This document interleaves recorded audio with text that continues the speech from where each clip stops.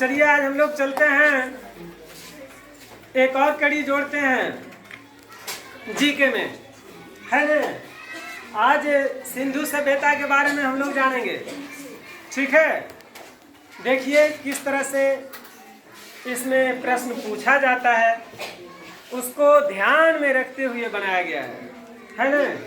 आइए चलते हैं। सिंधु सभ्यता की सर्वमान्य तिथि 2500 ईस्वी पूर्व से 1700 ईस्वी पूर्व मानी जाती है, यानी इतने वर्षों के मध्य में सिंधु सभ्यता पनपी है न।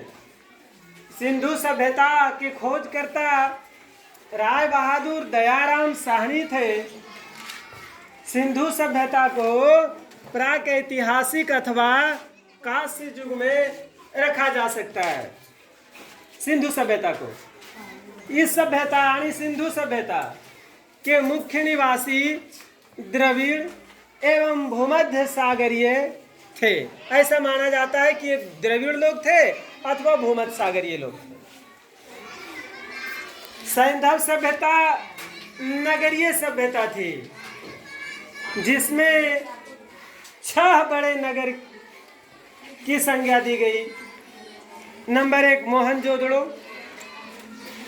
दूसरा हड़प्पा, तीसरा गणवारी वाला, चौथा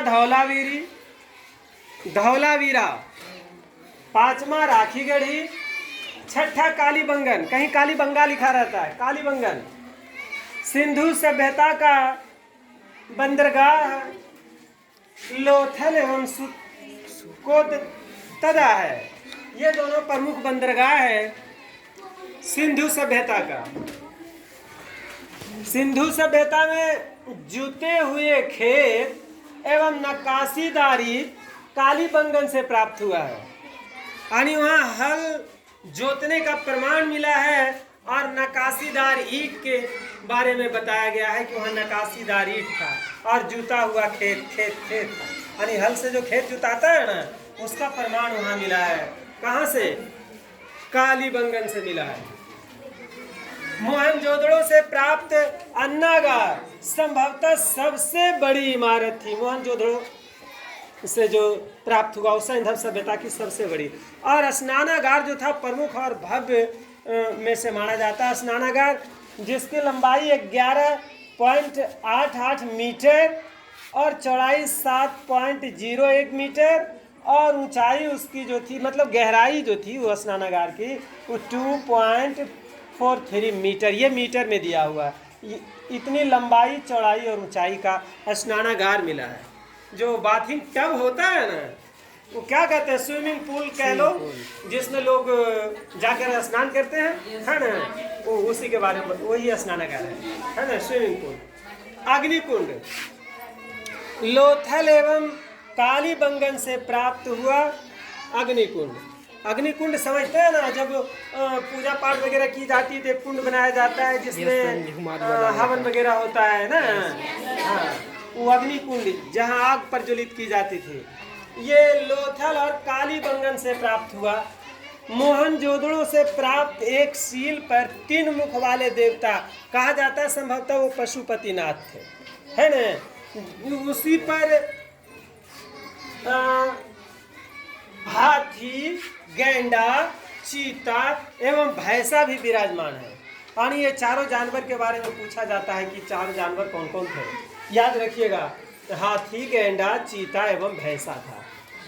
मोहनजोदड़ो से कांस्य की नर्तकी वाली मूर्ति मिली है। कांस्य वाली मूर्ति जो नर्तकी की है ना, मोहनजोदड़ो से प्राप्त हुआ है ना। आपको बताते चले कि मनके बनाने के कारखाने लोथल एवं चांदहुदड़ो से मिले हैं, है ना।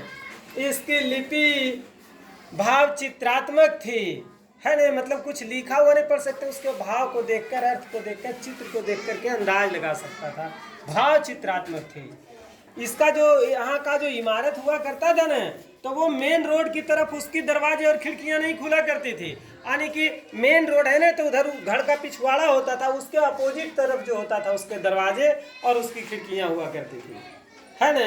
संभवतः ऐसा वे लोग जो है रास्ते पर आने जाने वाले लोगों के धूल वगैरह से बचने के लिए या डायरेक्ट सड़क से घर ना दिखे इसलिए लोग ऐसा करते होंगे, है ना।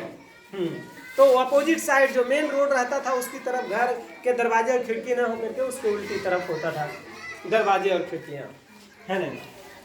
यहाँ 2-4 पहियों वाला 2 अथवा 4 पहियों का भी या 4 पहियों का भी बैलगाड़ी अथवा भैंसा गाड़ी चलने का वहाँ जो है प्रमाण मिला है कि ऐसा बैलगाड़ी चलता था 2 पहियों वाला या 4 पहियों वाला या भैंसा गाड़ी, उसको भैंसा खींचता होगा।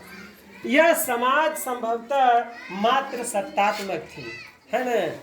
कल हम बताए थे कौन सभ्यता के बारे में, वैदिक सभ्यता के बारे में। उसमें समाज कैसा था, पितृसत्तात्मक ना।